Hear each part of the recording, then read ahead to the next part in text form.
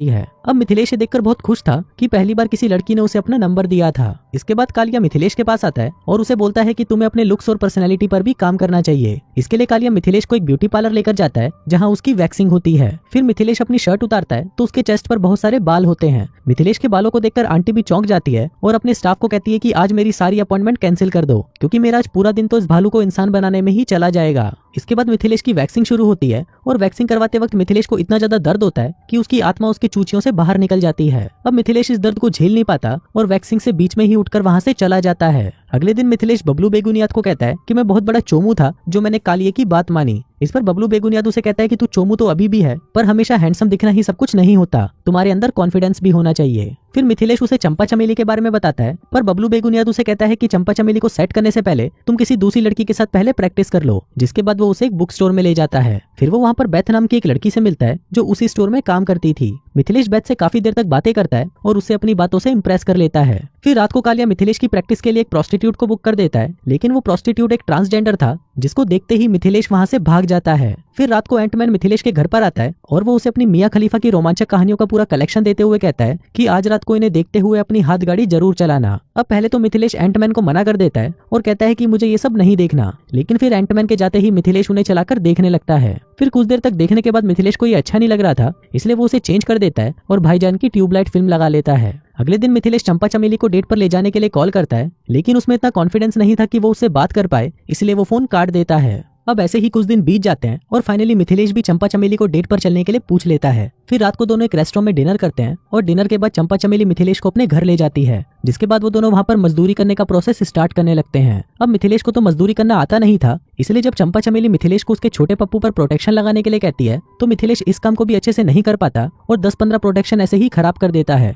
इसके बाद वो दोनों वापस मजदूरी करने का प्रोसेस स्टार्ट करने ही वाले होते हैं कि तभी वहाँ पर चंपा चमेली की बेटी रोजमेरी मार्लो अपने बॉयफ्रेंड के साथ आ जाती है। वो बिस्तर पर पड़े हुए प्रोटेक्शंस को देखकर सोचने लगती है कि उसकी माँ ने मिथिलेश के साथ मजदूरी के 10-15 राउंड तो पहले ही खेल लिए और अभी वो और खेलना चाहती है। लेकिन इस पर चंपा चमेली उसे समझाती है कि उनके बीच में ऐसा कुछ नहीं हुआ और वो उनके सामने बहुत एम्बेरस फील करती है। तभी वहाँ पर मिथिलेश भी चुपचाप बिस्तर से खड़ा होता है और अपने कपड़े लेकर वहाँ से चला जाता है। फिर अगले दिन जब कालिया और बबलू बेगुनियाद मिथिलेश से उसकी डेट के बारे में पूछते हैं तो मिथिलेश उन्हें बताता है कि चंपा चमेली के 2 बच्चे हैं, उनमें से एक बच्चे की शादी हो चुकी है और उसका भी एक बच्चा है। अब ये बात सुनकर वो दोनों मिथिलेश का बहुत मजाक उड़ाते हैं और उसको बोलते हैं कि तुम तो एक दादी अम्मा को डेट कर रहे हो। फिर कालिया मिथिलेश को ऐसी फैमिली वाली औरतों से दूर रहने को कहता है, लेकिन मिथिलेश उसकी कोई बात नहीं सुनता। फिर रात को चंपा चमेली और मिथिलेश फिर से डेट पर मिलते हैं और फिर वहाँ पर वो दोनों प्लान बनाते हैं कि अब वो अपनी 20वीं डेट पर ही मजदूरी करेंगे और तब तक वो मजदूरी से दूर रहेंगे। फिर चंपा चमेली मिथिलेश से उसके फ्यूचर गोल्स के बारे में पूछती है, जिस पर मिथिलेश बोलता है कि वो अपनी एक शॉप खोलना चाहता है, लेकिन उसके पास अभी पैसे नहीं है। इस पर चंपा चमेली उसे बताती है कि तुम्हारे पास जो एक्शन फिगर्स के कलेक्शन है तुम उन्हें ऑनलाइन बेच क्यों नहीं देते,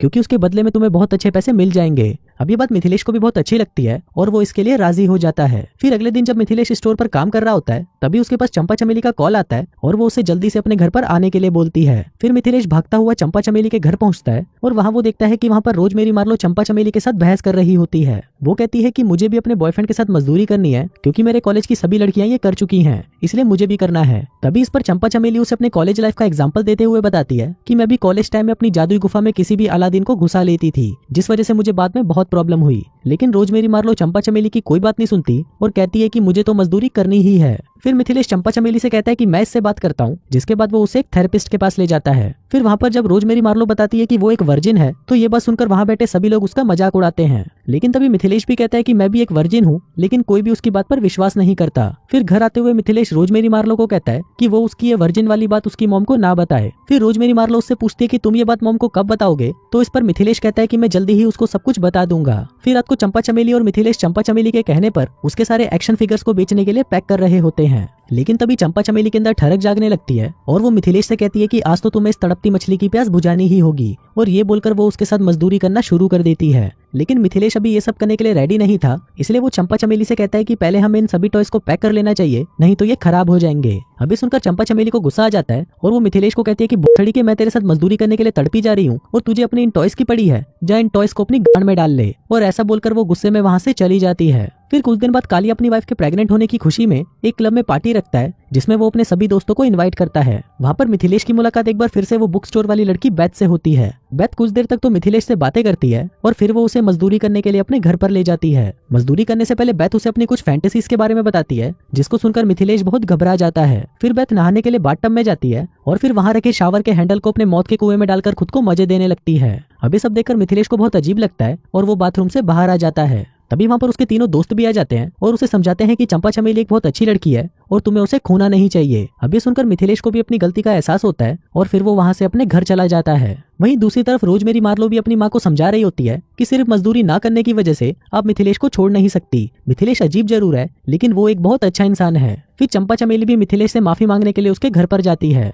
वहीं मिथिलेश जैसे ही अपने घर पहुंचता है तो वो देखता है कि वहाँ पर चंपा चमेली एंटमैन की दी हुई डीवीडीज को देख रही होती है। वो सोचती है कि मिथिलेश तो एक बहुत बड़ा ठरकी है और ऐसे ठरकी इंसान के साथ में नहीं रह सकती। उधर मिथिलेश उसको समझाने के लिए उसके पास जाता है लेकिन चंपा चमेली वहाँ से भागकर बाहर आ जाती है और अपनी कार में बैठकर वहाँ से चली जाती है। फिर मिथिलेश भी साइकिल उठाता है और चंपा चमेली के कार के पीछे जाने लगता है। मिथिलेश चंपा चमेली के पास जल्दी पहुंचने के लिए एक शॉर्टकट लेता है लेकिन तभी रास्ते में खड़ी हुई कार से उसकी टक्कर हो जाती है और वो जोर से नीचे गिरता है। ये देखकर चंपा चमेली भागते हुए उसके पास आती है और फिर फाइनली मिथिलेश चंपा चमेली को बता देता है कि वो एक वर्जिन है और इसी वजह से वो अभी तक उसके साथ मजदूरी करने से भाग रहा था। वहीं चंपा चमेली भी उससे माफी मांगती है और फिर वो दोनों एक दूसरे को चूसने लगते हैं। इसके बाद सीन शिफ्ट होता है और हम एक वेडिंग सेरेमनी देखते हैं जहाँ पर चंपा चमेली और मिथिलेश की शादी हो रही होती है। फिर शादी के बाद सुहागरात मनाने के लिए जब वो अपने होटल के कमरे में जाते हैं तो वो देखते हैं कि वहाँ पर ठोकुमल नाम का एक आदमी उनके कमरे की सफाई कर रहा होता है। वो उनको कहता है कि अभी 1 घंटा और लगेगा, जिस पर मिथिलेश उसे कहता है चल ठीक है। फिर उसके जाते ही वो दोनों वहाँ पर धुआंधार मजदूरी करते हैं। अब 40 साल बाद फाइनली मिथिलेश ने एक लड़की के साथ मजदूरी कर ही ली थी और इसी हैप्पी एंडिंग के साथ ये कहानी यहीं खत्म हो जाती है।